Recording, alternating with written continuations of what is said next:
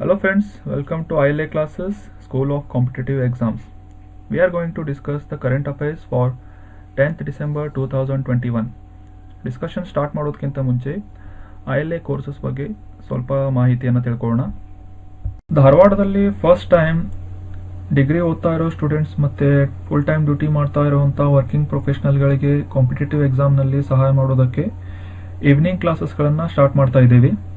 ಕ್ಲಾಸಸ್ಗಳ timing ಸಂಜೆ 6ರಿಂದ 8 ಗಂಟೆವರೆಗೂ ಇರ್ತವೆ.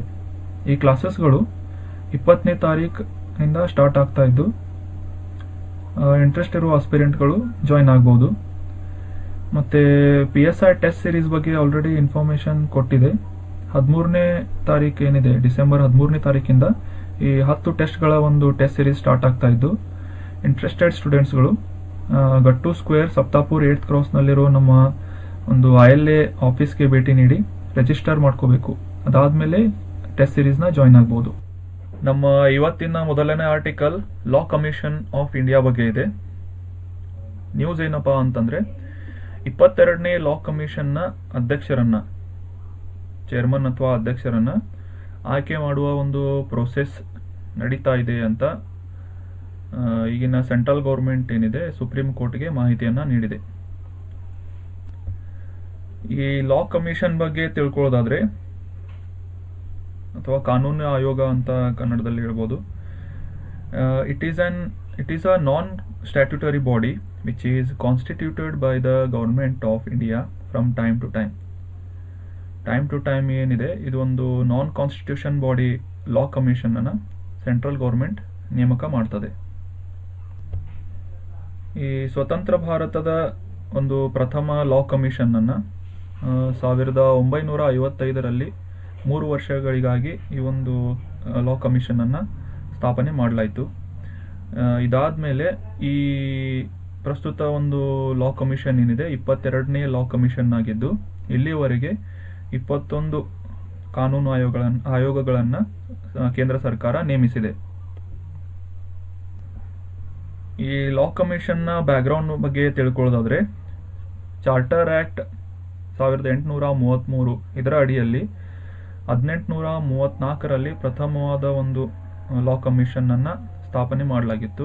ಬ್ರಿಟಿಷ್ ರಾಜ್ ಕಾಲದಲ್ಲಿ, ಅಂದ್ರೆ ಸ್ವತಂತ್ರ ಪೂರ್ವದಲ್ಲಿ ಈ ಒಂದು 1834ರಲ್ಲಿ ಒಂದು ಲಾ ಕಮಿಷನ್ ಅನ್ನ ಸ್ಥಾಪನೆ ಮಾಡಿತ್ತು. ಅದರ ಪ್ರಥಮವಾದ ಒಂದು ಅಧ್ಯಕ್ಷರು ಯಾರಪ್ಪ ಅಂದ್ರೆ ಲಾರ್ಡ್ ಮೆಕಾಲೆ ಅನ್ನೋರು. ಇನ್ನು ಈ ಲಾ ಕಮಿಷನ್ ಬಗ್ಗೆ ಕಾರ್ಯಗಳ ಬಗ್ಗೆ ತಿಳ್ಕೊಳ್ಳೋದಾದ್ರೆ, it is an advisory body to the ministry of law and justice. ಈ ಕಾನೂನು ಮತ್ತು ನ್ಯಾಯ ಸಚಿವಾಲಯದ ಒಂದು ಅಡ್ವೈಸರಿ ಬಾಡಿಯಾಗಿ ಮುಖ್ಯವಾದ ಒಂದು ಕಾರ್ಯವನ್ನ ನಡೆಸುತ್ತೆ. ಈಗ ಭಾರತದಲ್ಲಿ ಇರುವ ಪ್ರಸ್ತುತವಾದ ಕಾನೂನಿನ ಸರಿಯಾದ ಒಂದು ರಿಸರ್ಚ್ ಅಂದ್ರೆ ಅಧ್ಯಯನವನ್ನ ಮಾಡಿ ಅದರ ರಿವ್ಯೂ ಅನ್ನ ಮಾಡಿ ಭಾರತ ಸರ್ಕಾರಕ್ಕೆ ಒಂದು ರೆಕಮೆಂಡೇಶನ್ಸ್ಗಳನ್ನು ಕೊಡುತ್ತೆ.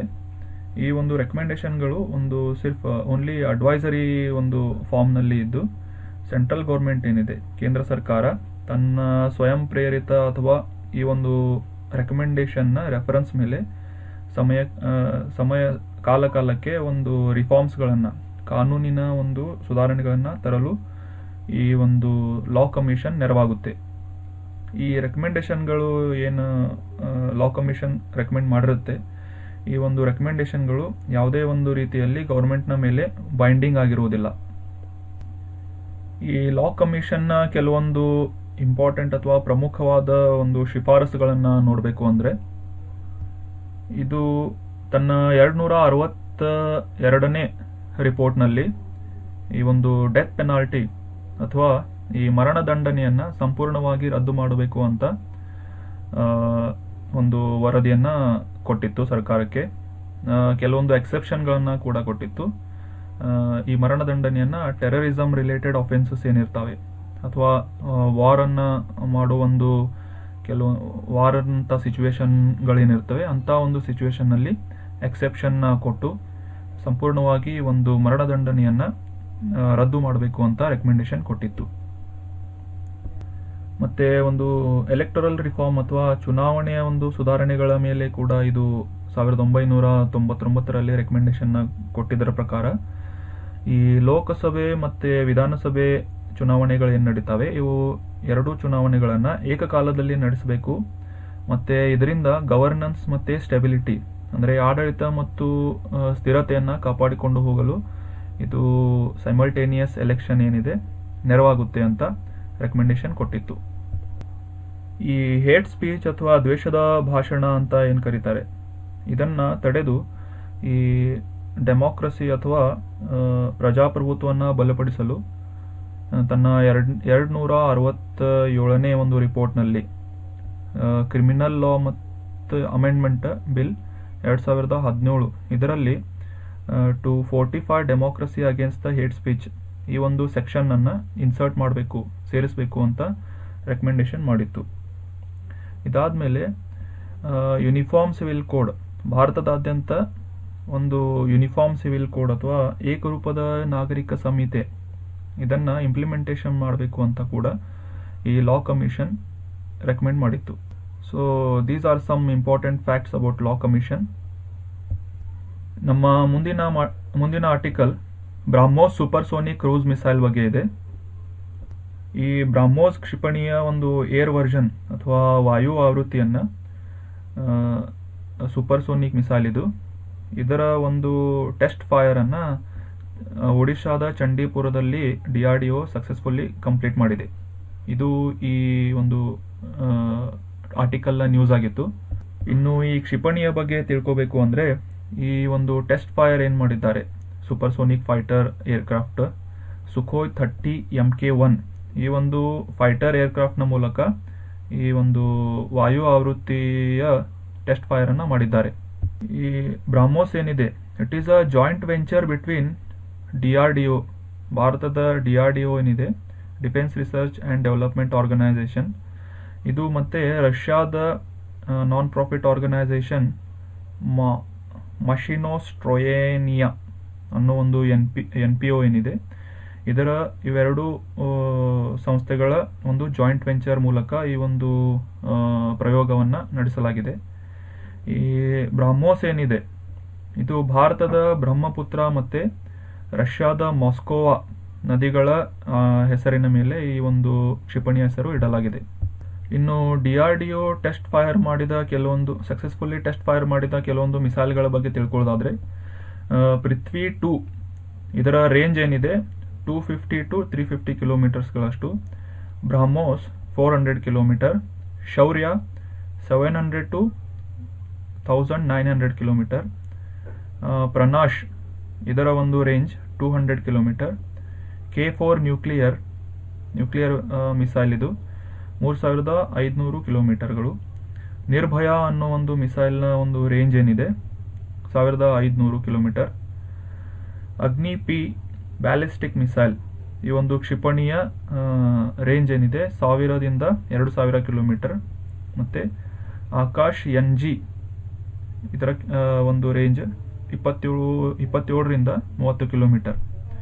ಮತ್ತಿನ್ನೇ ಲಾಸ್ಟ್ ಆಗಿ ಅಗ್ನಿ 5 ರೀಸೆಂಟಾಗಿ ಇದನ್ನ ಲಾಂಚ್ ಮಾಡಿದ್ರು. ನಾವು ಇದನ್ನ 1ನೇ ತಾರೀಕಿನ ನಮ್ಮ ಆರ್ಟಿಕಲ್ನಲ್ಲಿ ಡಿಸ್ಕಸ್ ಮಾಡಿದ್ದೀವಿ. ಅಗ್ನಿ 5 ಏನಿದೆ ಇದರ ಒಂದು ರೇಂಜ್ ಏನಿದೆ 5000 ಕಿಲೋಮೀಟರ್ಸ್. ಈ ಅಗ್ನಿ 5 ಏನಿದು ಖಂಡಾಂತರ ಒಂದು ಕ್ಷಿಪಣಿಯಾಗಿದ್ದು 3 ಖಂಡಗಳು ಏಷ್ಯಾ, ಆಫ್ರಿಕಾ ಮತ್ತು ಯುರೋಪ್ನ ಕೆಲವು ಭಾಗಗಳಲ್ಲಿ ಈ ಒಂದು 5000 ರೇಂಜ್ ಏನಿದೆ ಅಗ್ನಿ 5ನ ತನ್ನ ಟಾರ್ಗೆಟನ್ನು ರೀಚ್ ಆಗೋ ಒಂದು ಸಾಮರ್ಥ್ಯವನ್ನು ಹೊಂದಿದೆ. ಇನ್ನು ಭಾರತದ defence research and development organisation DRDO ಬಗ್ಗೆ ತಿಳ್ಕೊಳ್ಳೋದಾದರೆ, ಇದನ್ನು ಎಸ್ಟಾಬ್ಲಿಷ್ ಮಾಡಿದ್ದು 1958ರಲ್ಲಿ. ಇದರ ಮುಖ್ಯ ಕಚೇರಿ ನ್ಯೂ ಡೆಲ್ಲಿಯಲ್ಲಿದೆ. ಮತ್ತು ಪ್ರಸ್ತುತ DRDOದ ಅಧ್ಯಕ್ಷ ಡಾಕ್ಟರ್ G ಸತೀಶ್ ರೆಡ್ಡಿ ಅವರು. ಇಲ್ಲಿ ಟೈಟಲ್ ಮಿಸ್ಟೇಕ್ ಆಗಿದೆ, ಬ್ರಹ್ಮೋಸ್ ಕ್ರೂಸ್ ಮಿಸೈಲ್ ಅಂತ ಆಗಬೇಕಾಗಿತ್ತು. So this is all about BrahMos missile. ನಮ್ಮ ಮುಂದಿನ ಆರ್ಟಿಕಲ್ ಹ್ಯೂಮನ್ ರೈಟ್ಸ್ ಡೇ ಇದರ ಒಂದು ದಿನಾಚರಣೆಯ ಬಗ್ಗೆ ಇದೆ. ಡಿಸೆಂಬರ್ 10 ಪ್ರತಿ ವರ್ಷ ಡಿಸೆಂಬರ್ 10 ಮಾನವ ಹಕ್ಕುಗಳ ದಿನಾಚರಣೆ ಅಂತ ಆಚರಿಸಲಾಗುತ್ತೆ. ಈ ಒಂದು ದಿನಾಚರಣೆಯ ಬ್ಯಾಕ್ಗ್ರೌಂಡ್ ಬಗ್ಗೆ ತಿಳ್ಕೊಳ್ಳೋದಾದರೆ, 10 ಡಿಸೆಂಬರ್ 1948ರಿಂದ ವಿಶ್ವಸಂಸ್ಥೆಯಲ್ಲಿ ಘೋಷಣೆಯಾದ ಹಾಗೆ ಈ ಒಂದು ಮಾನವ ಹಕ್ಕುಗಳ ದಿನಾಚರಣೆಯನ್ನು ಆಚರಿಸಬೇಕು ಅಂತ ಈ ಒಂದು ವಿಶ್ವಸಂಸ್ಥೆಯಲ್ಲಿ ಅಳವಡಿಸಿಕೊಳ್ಳಲಾಗಿತ್ತು. ಈ ಒಂದು ಹ್ಯೂಮನ್ ರೈಟ್ಸ್ ಡೇಯನ್ನು ಅಬ್ಸರ್ವ್ ಮಾಡುವ ಒಂದು ಉದ್ದೇಶ ಏನಪ್ಪ ಅಂದರೆ, ಈ ಹ್ಯೂಮನ್ ರೈಟ್ಸ್ನ ಕಾರ್ಯಕರ್ತರೇನಿರ್ತಾರೆ ಮತ್ತು ಅದರ ಹ್ಯೂಮನ್ ರೈಟ್ಸ್ನ ರಕ್ಷಕರನ್ನು ಅವರ ಒಂದು ಎಫರ್ಟನ್ನು ಅಕ್ನಾಲೇಜ್ ಮಾಡೋದಾಗಿದೆ. ಇನ್ನು ಈ ವರ್ಷದ ಹ್ಯೂಮನ್ ರೈಟ್ಸ್ ಡೇಯ ಒಂದು ಥೀಮ್ ಏನಪ್ಪ ಅಂದರೆ, equality, reducing inequalities, advancing human rights. ಇದು ಈ ವರ್ಷದ ಅಂದರೆ 2021ರ ಮಾನವ ಹಕ್ಕು ದಿನಾಚರಣೆಯ ಒಂದು ಥೀಮ್ ಆಗಿದೆ. ಈ ಜಾಗತಿಕ ಹ್ಯೂಮನ್ ರೈಟ್ಸ್ ಡೇ ಒಂದು ಆಚರಣೆಯ ಒಂದು ಮುಖ್ಯ ಉದ್ದೇಶ ಏನು ಅಂತಂದರೆ, this was adopted with an agenda to eradicate the feeling of alienation from any person's life due to the colour of his or her skin, the background of their community or culture etcetera. ಈ ಮಾನವ ಹಕ್ಕುಗಳ ಒಂದು ದಿನಾಚರಣೆಯ ಮುಖ್ಯ ಉದ್ದೇಶ ಏನು ಅಂದರೆ, ಯಾವುದೇ ವ್ಯಕ್ತಿಯ ಮೈ ಬಣ್ಣ ಆಗಿರ್ಬೋದು ಅಥವಾ ಸಮುದಾಯದ ಹಿನ್ನೆಲೆಯ ಆಧಾರದ ಮೇಲೆ ಈ ಒಂದು ಅವರು ಒಂದು ಪರಿಕೀಯತೆ ಭಾವನೆಯನ್ನು ಹೊಂದದೆ ಅದರ ನಿರ್ಮೂಲ ಅಥವಾ ಇರಾಡಿಕೇಶನ್ ಮಾಡಬೇಕು ಅನ್ನೋದು ಈ ಒಂದು ಹ್ಯೂಮನ್ ರೈಟ್ಸ್ ಡೇಯ ಮುಖ್ಯ ಉದ್ದೇಶ ಆಗಿದೆ. ಇನ್ನು ನಮ್ಮ ಮುಂದಿನ ಆರ್ಟಿಕಲ್ ಭಾಷಾ ಸಂಗಮ ಮೊಬೈಲ್ ಆ್ಯಪ್ ಬಗ್ಗೆ ಇದೆ. ನಮ್ಮ ಕೇಂದ್ರ ಶಿಕ್ಷಣ ಸಚಿವ ಡಾಕ್ಟರ್ ಸುಭಾಷ್ ಸರ್ಕಾರ್ ಇವರು ಈ ಒಂದು ಭಾಷಾ ಸಂಗಮ್ ಅನ್ನೋ ಮೊಬೈಲನ್ನು ಲಾಂಚ್ ಮಾಡೋದ್ರ ಬಗ್ಗೆ ಮಾಹಿತಿನ ನೀಡಿದ್ದಾರೆ. ಈ ಒಂದು ಭಾಷಾ ಸಂಗಮ್ ಮೊಬೈಲ್ ಆ್ಯಪ್ನ ಮುಖ್ಯ ಉದ್ದೇಶ ಏನಪ್ಪ ಅಂದರೆ, ಭಾರತದ ಶೆಡ್ಯೂಲ್ನಲ್ಲಿ 8ನೇ ಶೆಡ್ಯೂಲ್ನಲ್ಲಿ ಇರುವ ಭಾಷೆಗಳ ರೆಗ್ಯುಲರ್ ಆಗಿ ಯೂಸ್ ಮಾಡುವಂಥ ಕೆಲವೊಂದು ಎಕ್ಸ್ಪ್ರೆಷನ್ಗಳಿರುತ್ತವೆ, ಕಾಮನ್ ಎಕ್ಸ್ಪ್ರೆಷನ್ ಅಂತ ಕರಿಬೋದು. ಫಾರ್ ಎಕ್ಸಾಂಪಲ್, ನಮಸ್ಕಾರ, ಊಟ ಆಯ್ತಾ, ಹೇಗಿದ್ದೀರಿ, ಇಂಥ ಒಂದು ಎಕ್ಸ್ಪ್ರೆಷನ್ಗಳನ್ನು ಜನರು ಈ ಆ್ಯಪ್ ಮುಖಾಂತರ ಕಲಿತು ಇದರಲ್ಲಿ 100+ ಸೆಂಟೆನ್ಸ್ಗಳಿದ್ದು ವಾಕ್ಯಗಳಿದ್ದು ಈ ಬೇಸಿಕ್ ಕಾನ್ವರ್ಸೇಷನ್ನ 22 ಭಾಷೆಯಲ್ಲಿ ಮಾಡಲು ಅನುಕೂಲ ಆಗುವಂತೆ ಈ ಒಂದು ಆ್ಯಪನ್ನು ಡಿಸೈನ್ ಮಾಡಲಾಗಿದೆ. ಮತ್ತು ಇದರಲ್ಲಿ ಈ ಭಾಷೆಗಳನ್ನು ಕಲಿತಾದ್ಮೇಲೆ ತಾವೇ ಟೆಸ್ಟನ್ನು ತಗೊಂಡು ತಮ್ಮ ಆನ್ಲೈನ್ನಲ್ಲಿ ಸರ್ಟಿಫಿಕೇಟನ್ನು ಕೂಡ ಜನರೇಟ್ ಮಾಡಬಹುದಾದ ಒಂದು ಸೌಲಭ್ಯವನ್ನು ಒದಗಿಸಲಾಗುತ್ತೆ ಅಂತ ಎಜುಕೇಷನ್ ಮಿನಿಸ್ಟರ್ ಸುಭಾಷ್ ಸರ್ಕಾರ್ ಅವರು ಹೇಳಿದ್ದಾರೆ. ಇನ್ನು ಈ ಒಂದು ಮೊಬೈಲ್ ಆ್ಯಪ್ನ ಮುಖ್ಯ ಉದ್ದೇಶ ಅಥವಾ ಏಮ್ ಏನು ಅಂತಂತಂದರೆ, ಜನರು, ಭಾರತದ ನಾಗರಿಕರು ವಿವಿಧ ಭಾರತೀಯ ಭಾಷೆಗಳನ್ನು ಕಲಿತು ತಮ್ಮ ಪರಸ್ಪರರ ಸಂಸ್ಕೃತಿಯನ್ನು ಆಧರಿಸಿ ಈ ಏಕ್ ಭಾರತ್ ಶ್ರೇಷ್ಠ ಭಾರತ್ ಅನ್ನೋ ಒಂದು ಸ್ಪಿರಿಟ್ ಅಥವಾ ಸ್ಫೂರ್ತಿಯನ್ನು ಪಡೆದು ಪರಸ್ಪರರ ಸಂಸ್ಕೃತಿಗಳನ್ನು ಪ್ರೋತ್ಸಾಹಿಸುವಂತೆ ಮಾಡಲು ಈ ಒಂದು ಆ್ಯಪ್ ಮುಖ್ಯ ಉದ್ದೇಶವನ್ನು ಹೊಂದಿದೆ. ಈ ಒಂದು ಇಮೇಜ್ನಲ್ಲಿ ನೀವು ಒಂದು ಸುಂದರವಾದಂಥ ಒಂದು ಕಟ್ಟಡವನ್ನು ನೋಡ್ತಾ ಇರ್ಬೋದು. ಇದು ಏನಪ್ಪ ಅಂದರೆ, ಇದು ಒಂದು ಸ್ಮಾರಕವನ್ನು ಕಟ್ಟಲು ಒಂದು ಡಿಸೈನ್ ರೂಪದಲ್ಲಿ ಇದನ್ನು ಬಿಡುಗಡೆ ಮಾಡಿದ್ದಾರೆ. ಇದರ ಬಗ್ಗೆ ಕೆಲವೊಂದು ಮಾಹಿತಿಗಳನ್ನು ತಿಳ್ಕೊಳ್ಳೋಣ. ಈ ಕಟ್ಟಡ ಒಂದು ವಾರ್ ಮೆಮೋರಿಯಲ್ ಆಗಿದ್ದು, this is the memorial to India's first war of independence in 1857. ಇದು ಒಂದು ಭಾರತದ ಸ್ವತಂತ್ರ ಸಂಗ್ರಾಮದಲ್ಲಿ ಭಾಗವಹಿಸಿದ ಅಥವಾ ಹೋರಾಡಿದ ಸ್ವತಂತ್ರ ಯೋಧರ ಒಂದು ಸ್ಮರಣಾರ್ಥವಾಗಿ ಒಂದು ಸ್ಮಾರಕವನ್ನು ಹರಿಯಾಣದಲ್ಲಿ ಕಟ್ತಾ ಇದ್ದಾರೆ. ಇನ್ನು ಇದರ ಹೈಲೈಟ್ಸ್ಗಳನ್ನು ತಿಳ್ಕೋದಾದರೆ, ಈ ಭಾರತದ ಪ್ರಥಮ ಸ್ವತಂತ್ರ ಸಂಗ್ರಾಮ 1857ರಲ್ಲಿ ಏನು ನಡೆಯುತ್ತೆ, ಇದರಲ್ಲಿ ಮುಖ್ಯ ಪಾತ್ರ ವಹಿಸಿದಂಥ ಹೀರೋಗಳೇನಿರ್ತಾರೆ ಇವರ ವಿಷಯವನ್ನು ಹೈಲೈಟ್ ಮಾಡೋದು ಮುಖ್ಯ ಉದ್ದೇಶ ಆಗಿದೆ. ಈ ಒಂದು ಸ್ಮಾರಕವನ್ನು ಶಹೀದ್ ಸ್ಮಾರಕ ಅಂತ ಅಂಬಾಲಾ ಡಿಸ್ಟಿಕ್ನಲ್ಲಿ ಕಟ್ತಾ ಇದ್ದಾರೆ. ಹರಿಯಾಣದ ಅಂಬಾಲಾ ಡಿಸ್ಟಿಕ್ನಲ್ಲಿ 22 ಎಕರೆಯಷ್ಟು ಕ್ಷೇತ್ರದಲ್ಲಿ ಒಂದು ಮೆಮೋರಿಯಲ್ನ ಕಟ್ತಾ ಇದ್ದಾರೆ. ಇನ್ನು ಆ ರಾಜ್ಯದ ಯೂತ್ ಮಿನಿಸ್ಟರ್ ಹೇಳುವ ಹಾಗೆ, ಸ್ಪೋರ್ಟ್ಸ್ ಮತ್ತು ಯೂತ್ ಮಿನಿಸ್ಟರ್ ಹೇಳಿದ ಹಾಗೆ, ಅಂಬಾಲಾ ನಗರದ ಹೋರಾಟಗಾರರ ಒಂದು ಮುಖ್ಯ ಪಾತ್ರವನ್ನು ಹೈಲೈಟ್ ಮಾಡೋದು ಈ ಒಂದು ಸ್ಮಾರಕದ ಮುಖ್ಯ ಉದ್ದೇಶ ಆಗಿದೆ. ಈ ರಾಜ್ಯದ ಮಿನಿಸ್ಟರ್, ಹರಿಯಾಣ ರಾಜ್ಯದ ಮಿನಿಸ್ಟರ್ ಹೇಳೋ ಪ್ರಕಾರ, the first war of independence of India in 1857 started from Ambala district. ಈ ಹರಿಯಾಣದ ಅಂಬಾಲಾ ಒಂದು ಜಿಲ್ಲೆಯಿಂದ ಪ್ರಥಮ ಸ್ವತಂತ್ರ ಸಂಗ್ರಾಮ ಸ್ಟಾರ್ಟ್ ಆಯಿತು ಅಂತ ಇವರು ಹೇಳ್ತಾ ಇದ್ದಾರೆ. ಇನ್ನು ಈ ವಾರ್ ಮೆಮೋರಿಯಲ್ ಏನಿದೆ ಇದರಲ್ಲಿ ಇರುವ ಕೆಲವೊಂದು ಸೌಲಭ್ಯಗಳು ಏನು ಅಂತಂದರೆ auditorium, library, the tower museum, food court, reception, ಮತ್ತು ಕವರ್ಡ್ ಪಾರ್ಕಿಂಗ್ ಇದೆ, ಮತ್ತು ಹೆಲಿಕಾಪ್ಟರ್ ಪ್ಯಾಡ್, ಈ ಒಂದು ಸೌಲಭ್ಯಗಳನ್ನು ಈ ಒಂದು ಮೆಮೋರಿಯಲ್ನಲ್ಲಿ ಒದಗಿಸಲಾಗುತ್ತೆ ಅಂತ ಇಲ್ಲಿನ ಸ್ಪೋರ್ಟ್ ಮಿನಿಸ್ಟರ್ ವಿಜ್ ಅವರು ಹೇಳ್ತಾ ಇದ್ದಾರೆ. So this is all about the war memorial which is being built in Haryana. ಇನ್ನು ನಮ್ಮ ಮುಂದಿನ article 2021 SAARC charter day. Charter ಅಂದರೆ ಲಿಟ್ರಲ್ ಮೀನಿಂಗ್ ಸಣ್ಣದು ಅಂತ ಬರುತ್ತೆ ಕನ್ನಡದಲ್ಲಿ. ಒಂದು ದಿನಾಚರಣೆ ಬಗ್ಗೆ ಇದೆ.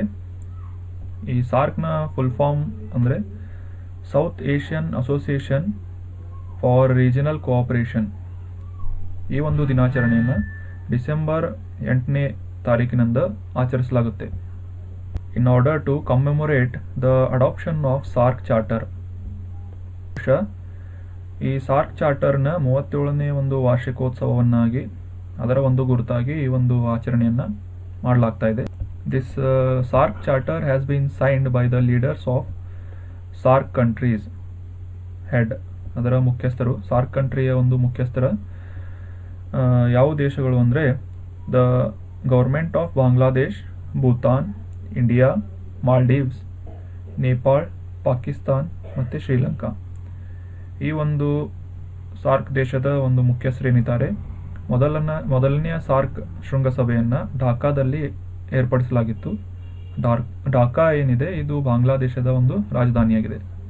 ಇನ್ನು ಈ ಸಾರ್ಕ್ ಚಾರ್ಟರ್ನ ಒಂದು ಹಿಸ್ಟ್ರಿ ಅಥವಾ ಪ್ರಾಮುಖ್ಯತೆ ಬಗ್ಗೆ ತಿಳ್ಕೊಳ್ಳೋದಾದರೆ ಡಿಸೆಂಬರ್ 8, 1985ರಲ್ಲಿ ಈ ಸಾರ್ಕ್ ದೇಶಗಳ ಒಂದು ಸಮಿಟನ್ನು ನಡೆಸಲಾಯಿತು ಬಾಂಗ್ಲಾದೇಶದ ರಾಜಧಾನಿ ಢಾಕಾದಲ್ಲಿ. ಆವಾಗ ಮೊದಲನೇ ಶೃಂಗಸಭೆಯಲ್ಲಿ ಈ 8ನೇ ಡಿಸೆಂಬರ್ 1985ರಲ್ಲಿ ಈ ಒಂದು ಚಾರ್ಟರನ್ನು ಅಡಾಪ್ಟ್ ಮಾಡಿಕೊಳ್ಳಲಾಯಿತು. ಈ ಸಾರ್ಕ್ನ 8 ದೇಶಗಳಾದ ದಕ್ಷಿಣ ಏಷ್ಯಾದ 8 ದೇಶಗಳಾದ ಬಾಂಗ್ಲಾದೇಶ್, ಭೂತಾನ್, ಅಫ್ಘಾನಿಸ್ತಾನ್, ಮಾಲ್ಡೀವ್ಸ್, ನೇಪಾಳ್, ಇಂಡಿಯಾ, ಪಾಕಿಸ್ತಾನ್ ಮತ್ತು ಶ್ರೀಲಂಕಾ ಈ ಒಂದು ದೇಶಗಳು ಈ ಸನ್ನದನ್ನು ಅಡಾಪ್ಟ್ ಮಾಡಿಕೊಂಡವು. ಈ ಚಾರ್ಟರ್ ಏನಿದೆ ಈ ಒಂದು ಸೌತ್ ಏಷ್ಯಾ ಒಂದು ರೀಜನ್ನಲ್ಲಿ ಜನರ ಹಿತಾಸಕ್ತಿ ಮತ್ತು ಕ್ಷೇಮವನ್ನು, welfare of the people in the region ಮತ್ತು ಅವರ ಸ್ಟ್ಯಾಂಡರ್ಡ್ ಆಫ್ ಲಿವಿಂಗನ್ನು ಇಂಪ್ರೂವ್ ಮಾಡೋದು ಈ ಒಂದು ಚಾರ್ಟರ್ನ ಮುಖ್ಯ ಉದ್ದೇಶ ಆಗಿದೆ. ಮತ್ತು ಅದೇ ರೀಜನ್ನಲ್ಲಿ ಸಾಮಾಜಿಕ ಮತ್ತು ಆರ್ಥಿಕವಾದ ಒಂದು ಬೆಳವಣಿಗೆಯನ್ನು ತರುವುದು ಈ ಸಾರ್ಕ್ ಚಾರ್ಟರ್ನ ಮುಖ್ಯ ಉದ್ದೇಶ ಆಗಿದೆ. ಇನ್ನು ಈ ಸಾರ್ಕ್ ಬಗ್ಗೆ ತಿಳ್ಕೊಳ್ಳೋದಾದರೆ ಪ್ರಸ್ತುತ ಚೇರ್ಮನ್ಶಿಪ್ ಏನಿದೆ ನೇಪಾಳದಾಗಿದೆ. ಸಾರ್ಕ್ ಸೆಕ್ರೆಟರಿ ಜನರಲ್ ಬಂದ್ಬಿಟ್ಟು ಶ್ರೀಲಂಕಾದ ಎಸಾಲಾ ರುವನ್ ವೀರಕೂನ್ ಇವರು ಈ ಒಂದು ಸಾರ್ಕ್ನ ಒಂದು ಜನರಲ್ ಸೆಕ್ರೆಟರಿ ಆಗಿದ್ದಾರೆ. ಈ ಒಂದು ಸಾರ್ಕ್ನ ಸೆಕ್ರೆಟರಿಯೇಟ್ ಏನಿದೆ ನೇಪಾಳದ ಕಠ್ಮಂಡುನಲ್ಲಿದೆ. So this is about today's article. ಈಗ ಕ್ವಿಕ್ ರಿವಿಷನ್ ಸೆಷನ್ನಲ್ಲಿ ಈ ಆರ್ಟಿಕಲ್ಸ್ ಬಗ್ಗೆ ರಿವೈಸ್ ಮಾಡೋಣ. ಇಲ್ಲಿ ಕೆಲವೊಂದು ಸ್ಟೇಟ್ಮೆಂಟ್ಗಳನ್ನು ಕೊಡಲಾಗಿದೆ. ಈ ಒಂದು ಸ್ಟೇಟ್ಮೆಂಟ್ಗಳ ಟ್ರೂ ಆರ್ ಫಾಲ್ಸ್, ಸರಿ ಅಥವಾ ತಪ್ಪನ್ನು ಗುರುತಿಸೋಣ. ಮೊದಲನೇ statement, total member countries of SAARC are 6.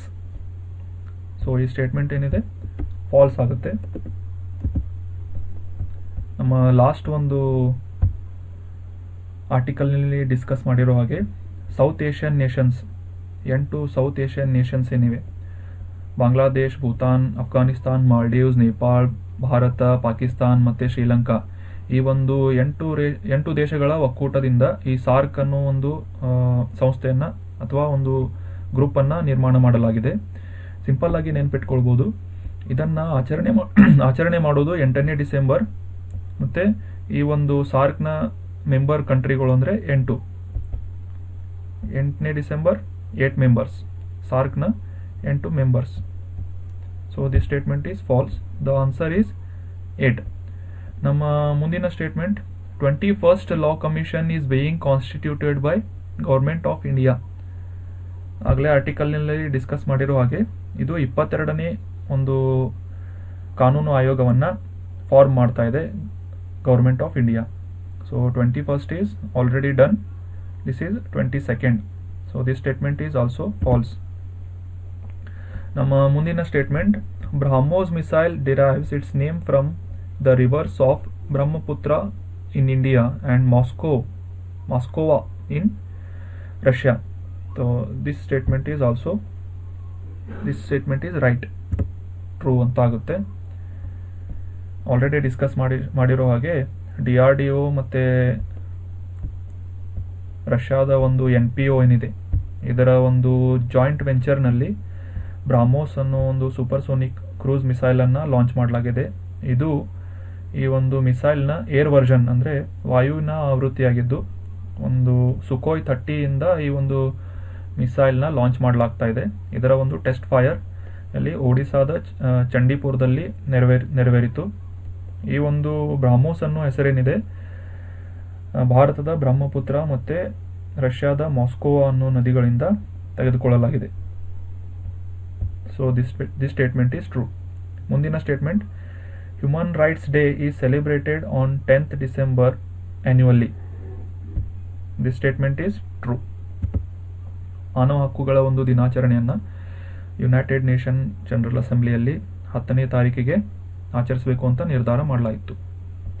Next statement is, ಭಾಷಾ Sangam mobile app is launched by education ministry, consist of 22 Indian languages. ನಮ್ಮ 8ನೇ ಶೆಡ್ಯೂಲ್ನಲ್ಲಿರೋ 22 ಭಾಷೆಗಳ ಒಂದು ಇನ್ಫಾರ್ಮೇಷನ್ ಬಗ್ಗೆ, ಬೇಸಿಕ್ ಕಾನ್ವರ್ಸೇಷನ್ ಹೇಗೆ ಮಾಡೋದು ಅಂತ ಮಾಹಿತಿಯನ್ನು ನೀಡೋದು ಈ ಭಾಷಾ ಸಂಗಮ್ ಮೊಬೈಲ್ನ ಮುಖ್ಯ ಉದ್ದೇಶ ಆಗಿದೆ. ಇದನ್ನು ಇನ್ನೂ ಲಾಂಚ್ ಮಾಡಲಾಗಿಲ್ಲ, ಇನ್ನೂ ಒಂದು ಡೆವಲಪ್ಮೆಂಟ್ ಸ್ಟೇಜ್ನಲ್ಲಿದೆ. ಇದರ ಬಗ್ಗೆ ಅನೌನ್ಸ್ಮೆಂಟ್ ಮಾಡಿದ್ದು education minister. So this statement is true. ನಮ್ಮ ಮುಂದಿನ statement, memorial to India's first war of independence in 1857 is being built in Punjab.